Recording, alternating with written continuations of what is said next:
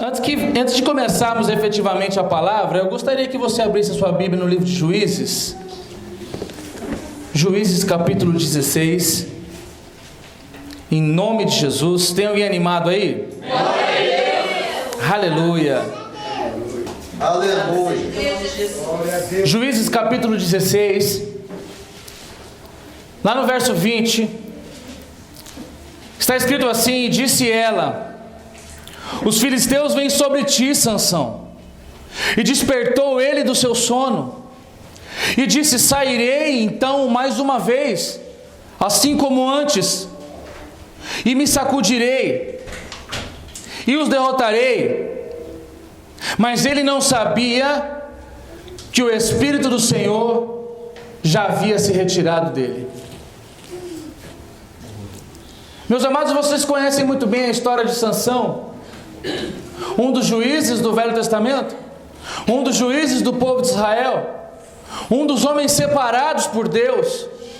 Ele era muito poderoso, com os seus cabelos e mediante as lutas que Israel enfrentava. Todas as vezes que Israel enfrentava uma batalha, esse homem se levantava e partia para cima dos seus inimigos, e todas as vezes ele os derrotava.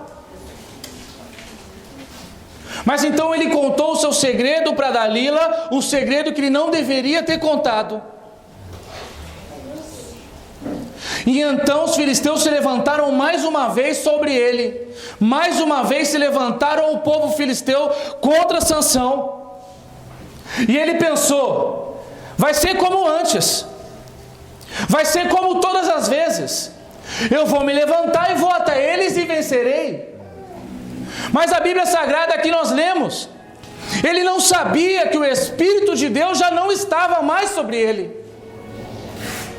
E esta batalha ele perdeu. Porque o Espírito de Deus é quem garantia as vitórias na vida desse homem. Não era pela força dele, era pelo Espírito Santo. Glória a Deus. E se existe algo que nós, filhos de Deus, precisamos temer, é que o Espírito Santo de Deus não esteja mais conosco. Aleluia. Glória a Deus. Porque Ele é quem nos consola. Porque é Ele que nos convence do pecado. Porque é Ele que, mesmo com gemidos inexprimíveis, leva as nossas mensagens para o trono de Deus. A Bíblia vai nos ensinar lá em Mateus, no capítulo 5, a partir do versículo 3, que bem-aventurados são os pobres em espírito, porque deles é o reino dos céus. Mas o que significa ser pobre em espírito? O que é um homem pobre em espírito? Para compreendermos esse versículo, precisamos compreender o que é ser pobre.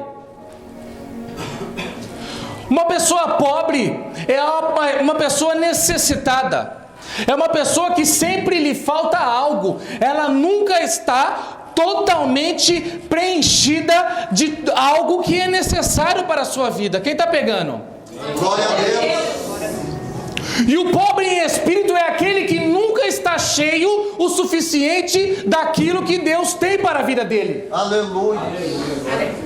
Ele está sempre necessitado demais, porque ele compreendeu que tudo que Deus deu para ele ainda é pouco, mediante tudo aquilo que Deus ainda tem para oferecer. Aleluia. E eu gostaria de começar nesta noite pedindo para que você Aleluia. nunca esteja cheio o suficiente daquilo que Deus tem para ti. Aleluia. Que você necessite sempre mais, que você busque sempre mais, que você anseie e deseje sempre mais, porque Ele vai sempre oferecer e te enviar muito mais daquilo que você precisa. Glória a Deus. Quem está aí? Aleluia. Louvado seja Deus pela vida de vocês. Eu gostaria de começar a nossa mensagem, se você puder abrir no livro de 1 João, capítulo 5, primeira epístola de João, capítulo 5, versículo 4. Aleluia. Porque todo o que é nascido de Deus vence o mundo. E esta é a vitória que vence o mundo, a nossa fé. Repita comigo: a nossa fé. A nossa fé Vence o mundo. vence o mundo. Aleluia. Aleluia. Glória a Deus. Obrigado, Deus.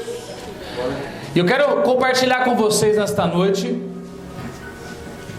algo que muitas igrejas, que muitos pastores, que muitos ministérios têm evitado compartilhar sobre estes assuntos. Eu quero falar com vocês sobre deserto. Eu quero falar com vocês sobre derrota. Eu quero falar com vocês sobre o que realmente importa no meio da derrota, no meio do deserto. Porque nós vivemos diversas lutas, nós vivemos diversas adversidades, nós vivemos uma vida onde em determinados momentos nos encaramos, nos vemos em meio a tribulações e muitas vezes não conseguimos compreender o motivo pelo qual estamos vivendo aquelas situações. E então nós sempre queremos fugir destas lutas. Nós estamos sempre querendo fugir do deserto. Nós estamos sempre querendo fugir das tempestades. Mas por que nós queremos sempre fugir das lutas? Pergunte para mim por quê. Não, pergunte por quê. Porque desertos são lugares áridos, são lugares solitários, são lugares onde falta alimento, são lugares onde falta água, é um lugar onde há cansaço. E no meio da sua luta, no meio da minha luta, no meio das nossas tribulações, nós sentimos cansaço, nós sentimos falta de água, nós sentimos falta de sede, falta luz, falta companheirismo, falta amigos, falta família, sempre falta alguma coisa. E nós evitamos viver em desertos porque são lugares onde nós nos sentimos totalmente vulneráveis. São lugares onde nós não podemos nos esconder. E hoje, de maneira muito imatura, nós pensamos que pelo simples fato de sermos transformados em filhos de Deus, que todos os nossos problemas acabaram. Eu vou falar de novo. A gente, depois que vira filho de Deus, depois que aceita a Cristo, muitas vezes, inclusive até de maneira imatura, começamos a pensar que não vai ter mais nenhum tipo de problema nas nossas vidas. É verdade, aleluia. Nós pensamos que agora que Cristo vive em nós, os nossos sofrimentos e as nossas lutas, as nossas dificuldades, nada mais vai atormentar as nossas vidas. Talvez você viva uma vida de ministério, talvez você viva uma vida de oração, talvez você viva uma vida de jejum, e as lutas elas ainda continuam acontecendo. Quem aí está pegando? É só comigo que acontece isso? Mas não é bem assim. Comigo não foi assim, e eu tenho certeza que contigo também não foi assim. Muito pelo contrário, depois que o Espírito Santo passou a habitar dentro das nossas vidas, depois que Ele faz morada em nós, parece que as coisas começaram a ficar mais difíceis. As lutas parecem que não têm fim. E então a gente se torna crentes desesperados, pastor. Porque acha que não vai ter tribulação, que não vai ter derrota. Meu Deus. Nós recebemos uma garantia. Pergunte para mim qual? A garantia da vitória em Cristo. Amém. Aleluia. Eu creio, Jesus. Glória. Nós recebemos a garantia da vitória. Glória a Deus. Obrigada, Jesus. Mas para existir vitória precisa ter luta. Não tem vitória onde não tem luta. É inevitável. Nós só seremos vitoriosos quando começarmos a enfrentar lutas. E só vai ter vitória porque vai ter luta. E nós estamos numa batalha. A nossa vida é uma batalha. Verdade, Deus. Aleluia. Deus. E dentro de uma batalha existem pequenas derrotas. Derrotas pontuais. É uma enfermidade de um filho. É um desemprego. É uma prisão. É uma doença, às vezes em você mesmo.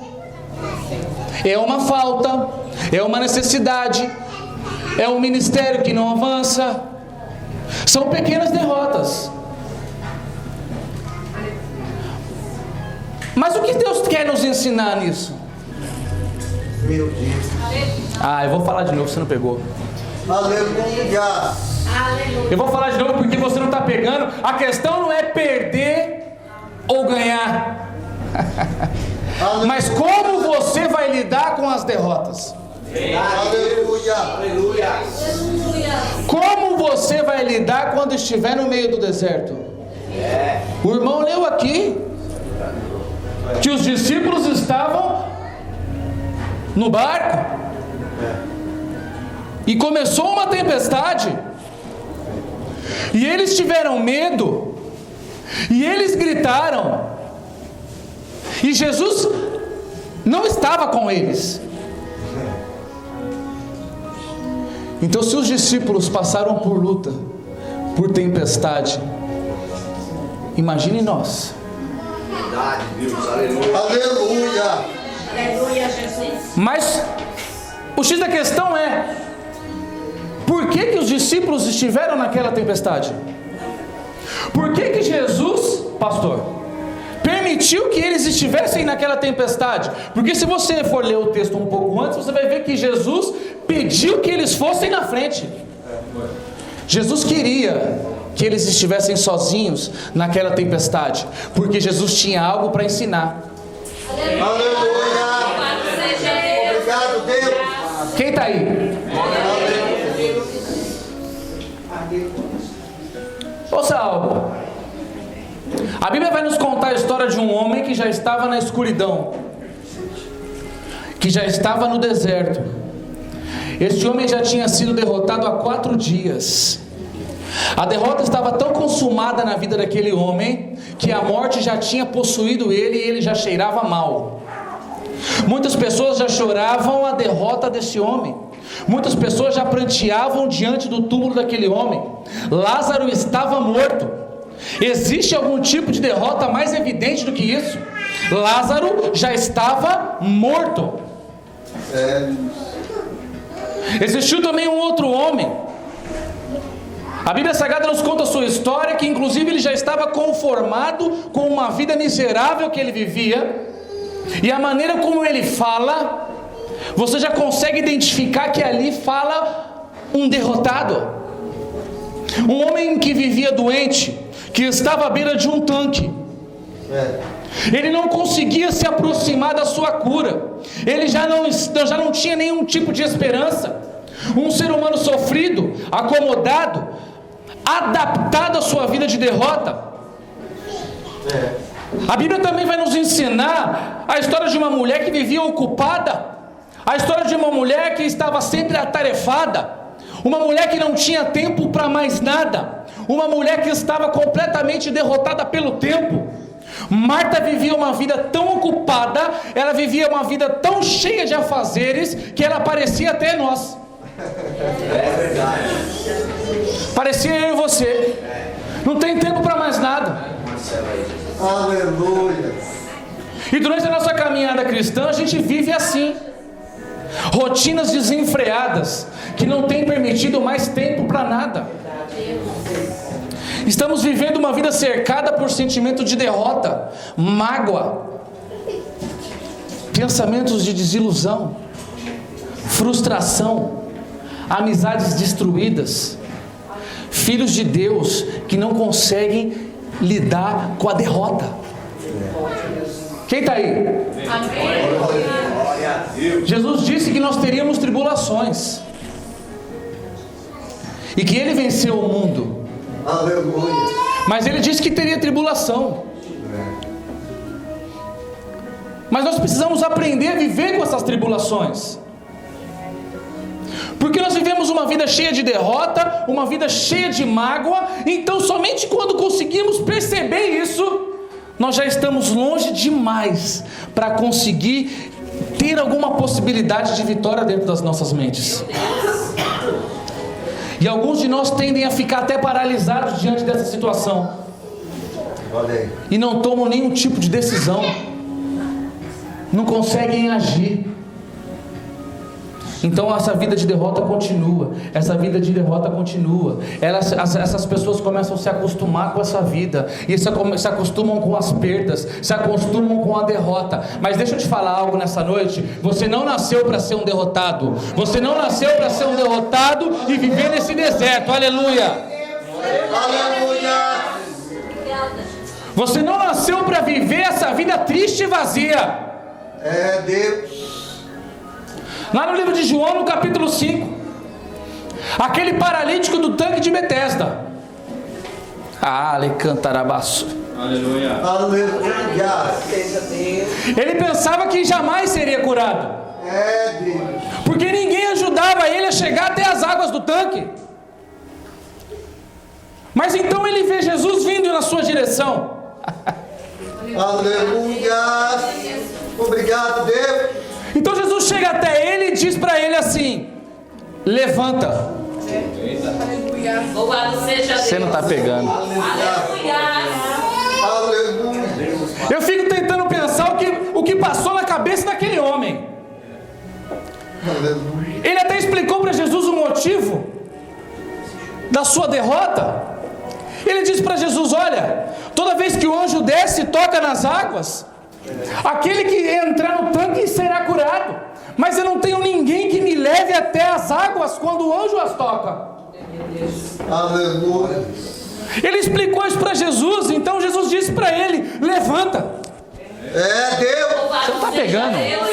Não está pegando. Aleluia. Glória a Deus. Glória a Deus. Talvez o paralítico pensou: esse homem não está entendendo nada do que eu estou dizendo para ele. Eu disse para ele que eu preciso de alguém para me levar até o tanque. E ele disse para mim: levanta. Jesus disse para ele: levanta, pega a sua maca e anda.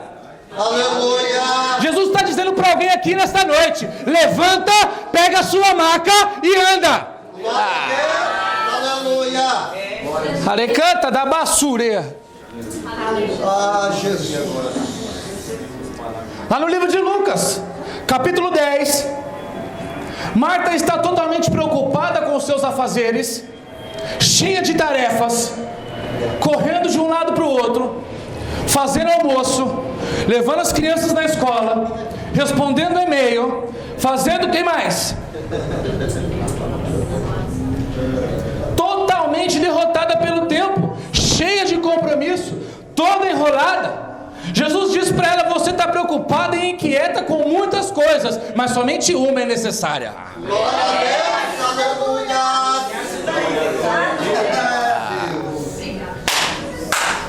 a Deus. Aleluia.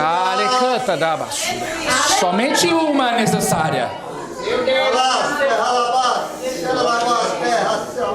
Eu não sei você. Oh Deus, obrigado. Eu não sei se no meio dessa sua correria aí, você decidiu parar por meia hora e dedicar meia hora de oração. Eu não sei se no meio do seu dia você parou para ler um versículo da Bíblia e meditar na palavra de Deus, ou talvez dedicar 10 minutinhos do seu almoço para uma oração, porque somente uma coisa é necessária. Aleluia. Obrigado, Senhor. Aleluia. E é exatamente o que Maria estava fazendo.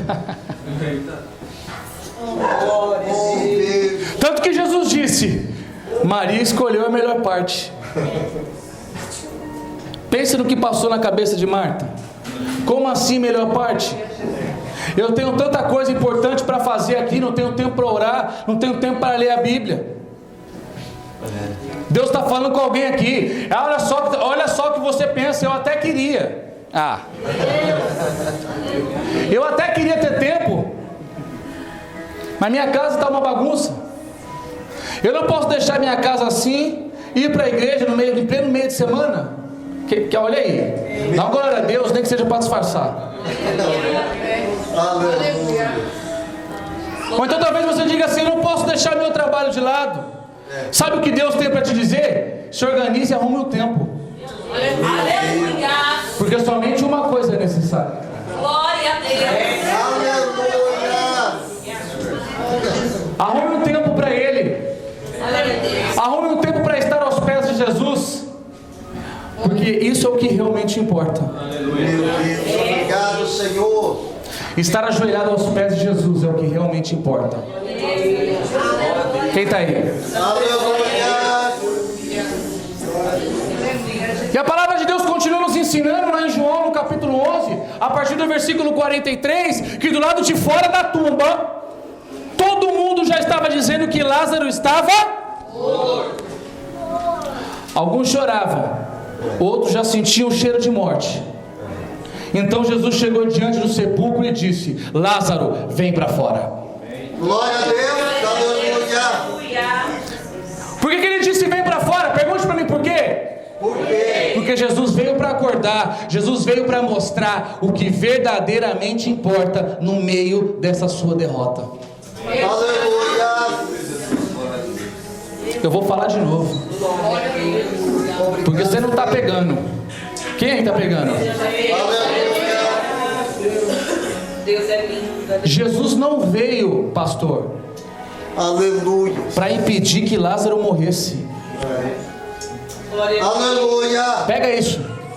Jesus não veio impedir que Lázaro morresse. Aleluia. Jesus não veio impedir que aquele homem do tanque de Betesda passasse 38 anos sem conseguir se aproximar das águas. Ele veio para mostrar para mim, para você e para aqueles homens o que realmente importa no meio das lutas. Ou seja, que mesmo que você esteja passando por um deserto, que mesmo que você esteja passando por uma tempestade, existe algo importante no meio disso. Aleluia. Glória a Deus. Esse é o Evangelho de Cristo. Aleluia. Glória a Deus. Então o paralítico está esperando alguém chegar até ele, pegá-lo no colo e levá-lo até as águas. Amém? Amém. Então ele vê um homem bom vindo até ele. Mas, melhor do que isso, um homem bom, pastora, com mais 12 homens. 13 homens. 13 homens bons. Eu tenho certeza que ele pensou assim: agora alguém vai me levar até as águas quando o anjo tocá-las. Olha aí. Aleluia. Meu Deus. Pensa na alegria que começou a transbordar dentro daquele homem. O Messias, o Cristo, vindo até ele com mais 13 homens. Então ele pensou: agora alguém vai me levar. É Deus. Jesus chega até ele e diz: levanta. Ah, para. Você não está pegando. Você não está pegando. Aleluia. Você está pensando que Jesus vai chegar diante de você, vai se aproximar da tua vida e vai resolver a sua luta do seu jeito. Olha aí. A gente costuma pensar que Jesus vai resolver a nossa vida, a nossa luta, as nossas dificuldades do jeito que a gente quiser. A gente pensa que é do jeito que a gente quer que vai ser resolvida, mas ele chega até nós e diz: levanta. Para de pensar que Jesus vai te pegar no colo e te levar até a água. Não é desse jeito que ele vai fazer. Ele não morreu por isso. Ele não morreu para isso. Ele não é um Deus todo-poderoso para pegar o paralítico no meio das costas e levar até a água. Não é para isso que ele morreu. Porque isso qualquer um poderia fazer. Aleluia. Não vai nem morrer. Quem está aí? Glória a Deus. Jesus quer nos mostrar que existe algo importante no meio dessas lutas. Nós somos filhos da luz. Filhos da luz, assim como Lázaro, não vivem em cavernas. Aleluia. Por isso que Lázaro teve que sair daquela caverna. Ali olha aqui para mim, caverna não é lugar de filho de Deus. Olha aqui para mim, caverna não é lugar de profeta. Eu sei que aqui tem profeta. Olha só para mim, caverna não é lugar de ministérios, tá? Não, negativo, nós somos filhos da luz. Lá na caverna só tem escuridão. Aleluia. Elias esteve dentro da caverna, você lembra da história? Então Deus mostrou para ele o que realmente importa no meio daquela caverna. E falou aos ouvidos de Elias com uma brisa suave. Ali Elias aprendeu qual é a voz de Deus. Aleluia. Aleluia. Quem está aí? Glória a Deus. Mas muitas vezes nós seremos derrotados. A Bíblia nos ensina isso. A Bíblia vai nos ensinar uma história muito curiosa lá no primeiro livro de Reis, no capítulo 21. Algo que aconteceu na vida do rei de Israel, Acabe. Quem conhece Acabe? Levanta a mão na glória a Deus. Glória a Deus. A Bíblia vai narrar uma história muito conhecida que aconteceu entre dois homens. Um homem chamado Acabe, rei de Israel, e um outro homem chamado Nabote. Nabote possuía uma vinha. Essa vinha ficava localizada do lado do palácio. Num certo dia, Acabe decidiu que queria aquela vinha para ele, para poder plantar ali algumas hortaliças. Queria transformar a vinha de Nabote numa horta. Acabe ofereceu uma videira muito melhor do que aquela para Nabote. Ofereceu também muito dinheiro, e que Nabote escolhesse de que forma passaria aquela vinha para Acabe. Mas aquela plantação de uvas, meus amados, era uma herança de família. Meu Deus. Era uma herança que Nabote recebeu dos seus antepassados. Uma herança de família na qual ele não quis se desfazer. Isso já me ensina algo poderoso. Acabe era o rei de Israel e possuía muitas vinhas, muitas terras, muito tudo. E sabe o que eu aprendo com isso?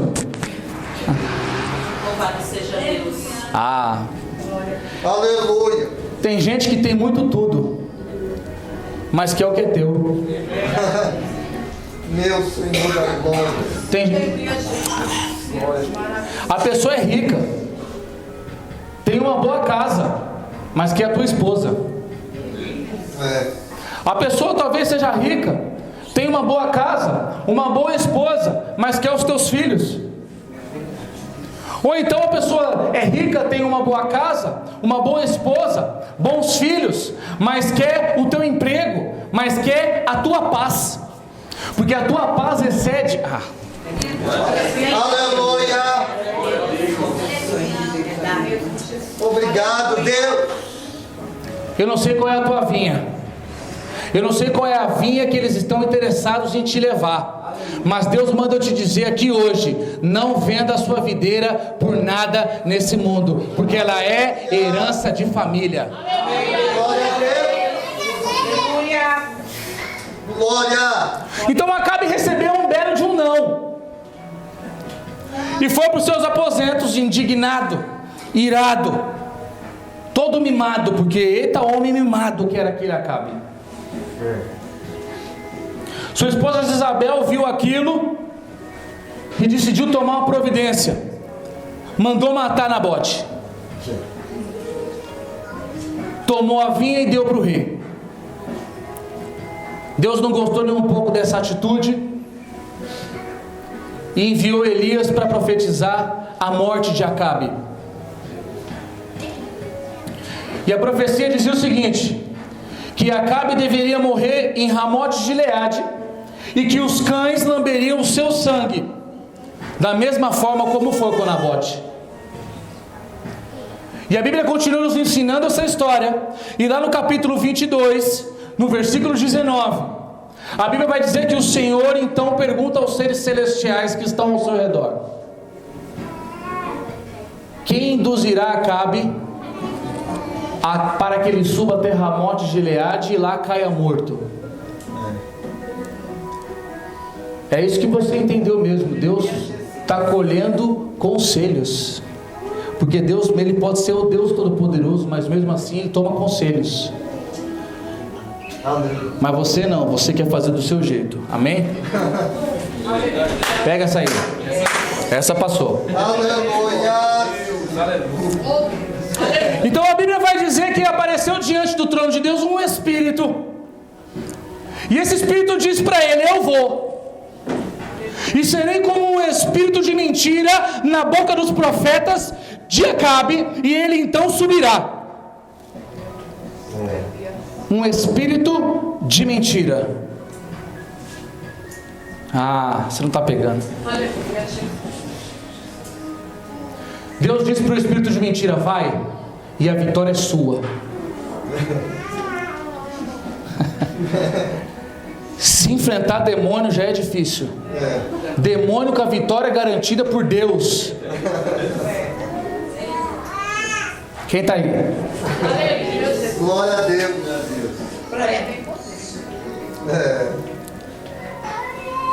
Olha aqui. Se você acha que essa luta que você está vivendo aí é coisa de demônio, é coisa de espírito maligno, pode ser, mas também pode ser Deus. E se for Deus, e se Deus garantiu vitória ao Espírito, Meu Deus. você vai ser derrotado. Aqui mora o mistério da passagem.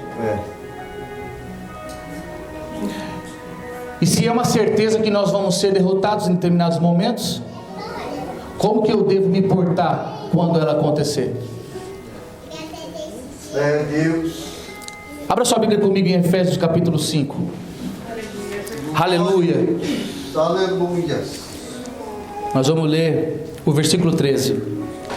Mas todas estas coisas se manifestam, sendo condenadas pela luz, porque a luz tudo manifesta. Por isso diz: desperta, tu que dormes, e levanta-te dentre os mortos, e Cristo resplandecerá sobre ti. Aleluia. Levante, desperte. Louvado seja Deus. Aleluia. Levante dentre os mortos. Aleluia. Não importa se a sua derrota te levou à morte espiritual, não importa se a sua derrota levou a algo que você achava totalmente necessário para a tua vida. A ordem é levantar. Aleluia. A ordem é despertar. Glória. Por que levantar? Pergunte para mim por quê? Porque assim Cristo vai te iluminar. Aleluia. Texto.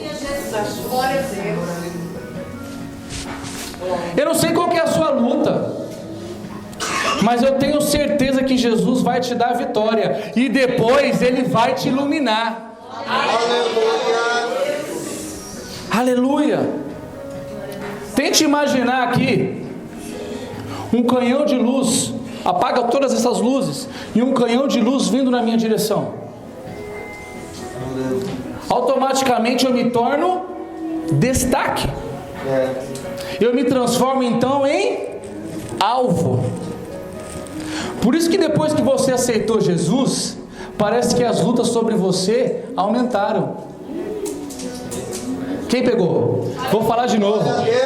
Você se tornou alvo, porque a luz de Cristo agora resplandece sobre você, e a luz dele afasta todas as trevas. Agora você é alvo. Glória a Deus. Porque a luz de Cristo está te iluminando. Toda a escuridão que estava sobre você se foi. Agora você é um destaque no meio das trevas.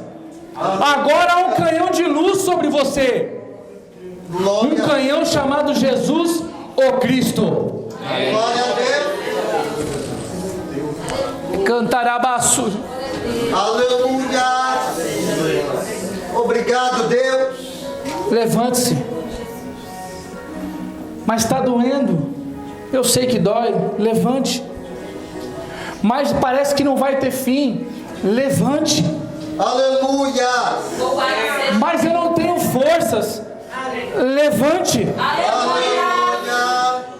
Levante-se, que Deus está te ensinando algo poderoso no meio dessa batalha. Aleluia. Levante. Deus está te ensinando. Está me ensinando o quê? Pergunte para mim o quê? Que mesmo que você esteja se sentindo pressionado, mesmo que você esteja se sentindo comprimido no meio de toda essa luta, eu sei muito bem que é Deus na sua vida. Aleluia. Mas como assim, pastor? Deus me oprimindo? Deus me pressionando? Deus me apertando? Aleluia. Como assim? Não pode ser. Meu Deus. Deus te oprime da mesma maneira que um camponês, quando ele está utilizando um moinho para espremer azeitonas. Você não está... Aleluia. Louvado seja Deus. Você não pegou. Aleluia. Quando você vai espremer, olha aqui para mim, azeite. Quem é que conhece azeite? Glória a Deus. O azeite vem da azeitona. Mas para você tirar azeite, você precisa esmagar aquela azeitona. Você precisa apertar ela. Você precisa comprimir ela. Então ela vai liberar o seu suco. Então ela vai liberar o óleo. Aleluia. Aleluia. E Deus está fazendo exatamente isso com você. Deus faz exatamente isso conosco. Quando nós estamos enfrentando lutas, Ele está nos espremendo. Quanto mais luta a gente enfrenta, mais Ele aperta. Quanto mais difícil fica, mais Ele comprime. E quanto mais luta você vive, mais Ele pisa. E então mais azeite você libera.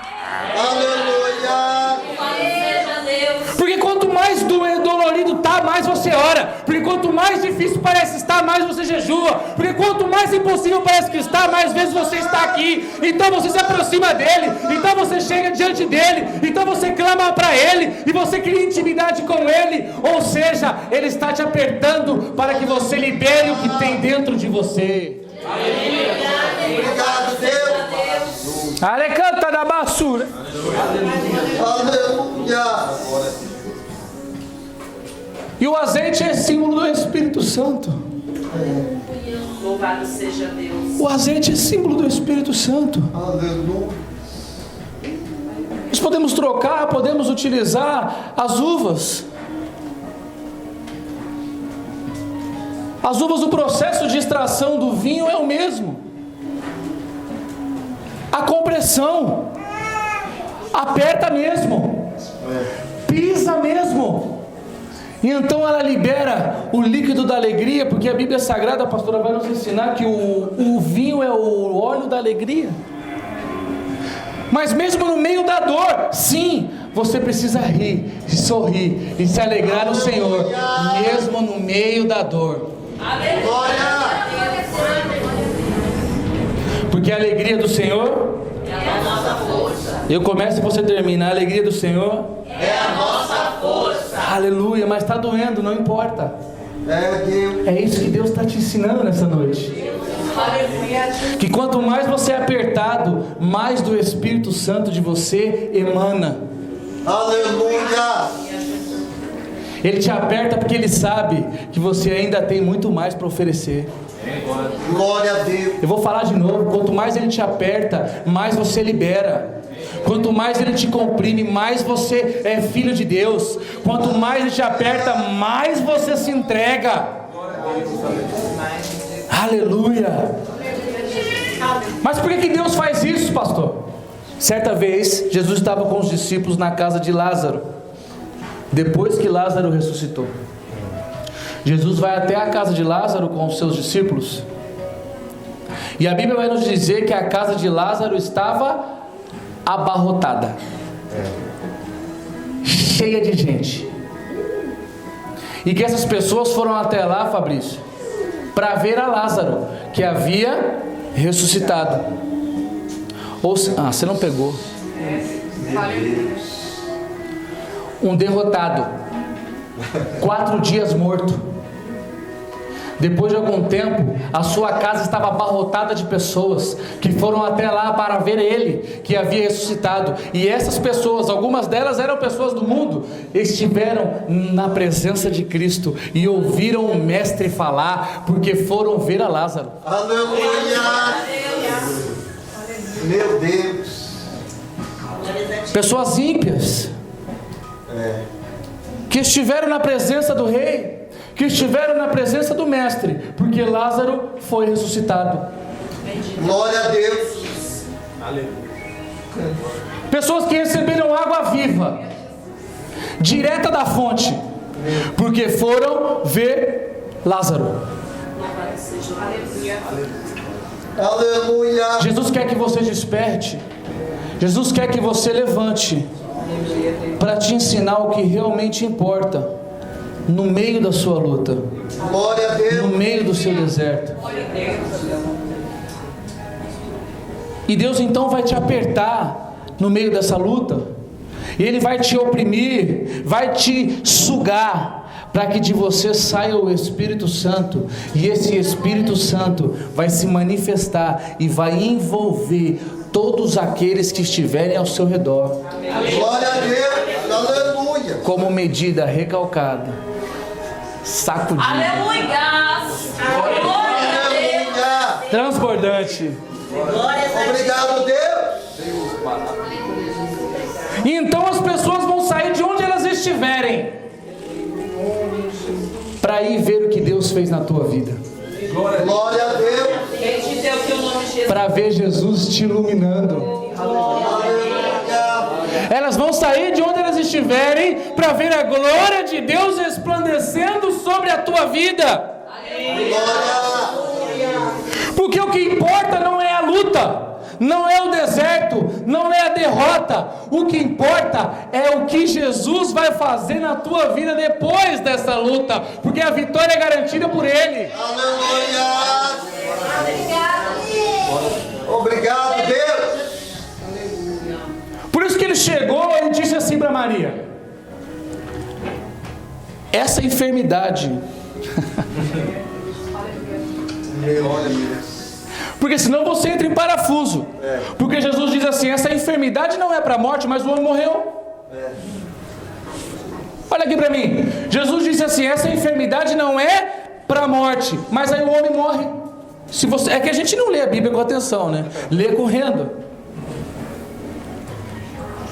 Jesus disse assim: essa enfermidade não é para a morte. E aí então Lázaro vai lá e morre. Aí você entra em parafuso. Jesus não estava tratando com a morte. O importante não é a derrota, o importante não é o que vai acontecer no meio. Aleluia. O importante não é o que você está passando. O importante não é o quanto você acha que não vai dar. Não, o importante não é esse momento agora. Meu Deus. Porque Ele diz que essa enfermidade não é para a morte, mas para manifestar a glória de Deus. Glória a Deus. Esse seu deserto aí não é para a morte. Essa sua luta aí não é para a morte. Essa tempestade aí não é para a morte. É para manifestar a glória de Deus sobre a tua vida. Aleluia. Ela não vai te humilhar. Essa luta não vai te jogar para baixo. Esse deserto não vai impedir que você alcance as bênçãos que Deus tem separado para você. Obrigado, Deus. Aleluia. Deus. Aleluia. Louvado seja Deus. Quem está aí? Glória a Deus. Tu és lindo, Senhor. Aleluia.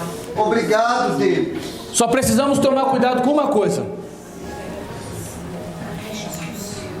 O irmão leu aqui o texto de Mateus, que também é passado, que também é descrito por Marcos, que também é descrito por João. Você só precisa tomar cuidado com uma coisa. Pergunte qual?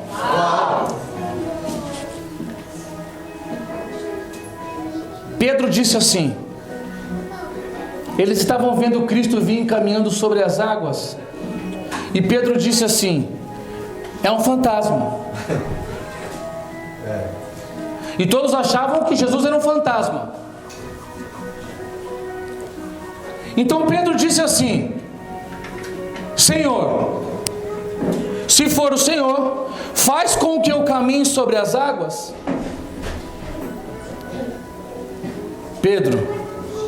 Pedrão, incrédulo. Porque quando fala de incredulidade, a gente põe sempre a culpa no coitado do Tomé. A culpa é sempre do Tomé, o incrédulo. Mas Pedro disse: se for o Senhor, que eu caminhe sobre as águas. Incrédulo. Não acreditou que era o Senhor que vinha sobre as águas. E Jesus fez com Pedro, pastor, o que Ele faz conosco. Ele permite que nós andemos sobre as águas, mas Ele também permite que a gente afunde. Quem está aí? Glória a Deus. Incrédulo. A incredulidade, olha aqui para mim, a incredulidade pode te impedir de caminhar com Jesus sobre as águas e de experimentar a bênção que Ele tem para ser derramada sobre você, porque Ele veio para vir na frente. Jesus veio para passar na frente do barco dos discípulos, porque Jesus queria guiar o barco dos discípulos. Jesus está aqui neste momento, se colocando adiante da tua vida e dizendo assim para você: deixa eu guiar o teu barco. Glória a Deus. Aleluia. Só aqueles que querem e que vão permitir que Jesus guie os seus barcos, fiquem de pé em nome de Jesus. Aleluia. Obrigado, Senhor da glória. Deus é bom. O tempo todo Deus é bom. Aleluia. E as suas misericórdias se derramam sobre nós. E as suas misericórdias se renovam todas as manhãs. E Ele quer passar à frente do nosso barco. Ele quer nos guiar. Ele quer levar-nos até a nossa vitória. Ele quer acalmar a tempestade. Porque olha aqui, nessa passagem de João, no capítulo 6, são duas passagens com o barco, pastor. Na primeira mensagem, Jesus está no barco com os discípulos e uma tempestade assola aquele barco. Jesus então se levanta e repreende o vento e a tempestade. Então tudo fica quieto. Mas na segunda passagem, que Pedro caminha sobre as águas, Jesus não repreende os ventos e a tempestade. Porque os ventos e a tempestade da segunda passagem estava dentro deles. Aleluia. Estava dentro deles, era a incredulidade. Aleluia. Por isso eu quero que você, em nome de Jesus, creia que essa tempestade que você está vivendo, eu não sei qual a tempestade que você está vivendo, que essa luta que você está vivendo, que este deserto que você está vivendo, não vai te destruir, porque Jesus, o Cristo, é contigo e está à frente do teu barco. Amém? Glória a Deus. Aleluia. Eu gostaria de orar por você. Feche os teus olhos em nome de Jesus. Louvado seja teu nome, Jesus. Aleluia. Pai, grandioso Deus, soberano. Ah, Deus, Tu és maravilhoso, Senhor. Pai, Tu estiveste conosco, ó Deus, em todos os momentos.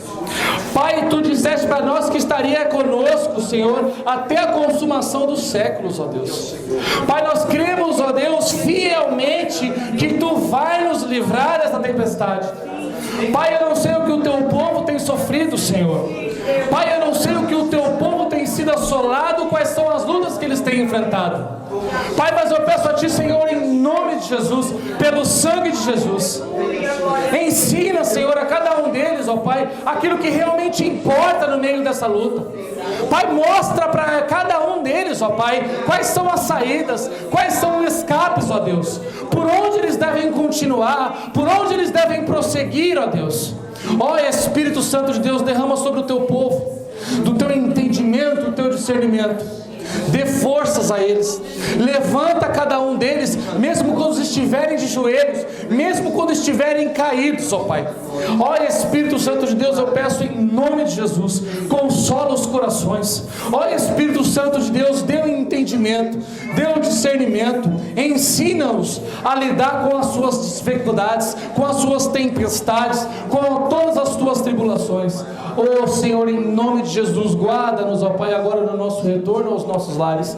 Ó Espírito Santo, vá conosco, vá à frente, livrando-nos de todo mal. Ó Pai, derrama sobre eles as tuas bênçãos infalíveis, derrama sobre eles uma semana cheia de bênçãos e graças, e as suas misericórdias, Pai, sejam renovadas e transformadas em algo novo na vida de cada um dos teus filhos e das tuas filhas. É o que eu te peço e já te agradeço, em nome de Jesus. Você diga amém e dê uma salva de palmas ao nosso Senhor Jesus Cristo.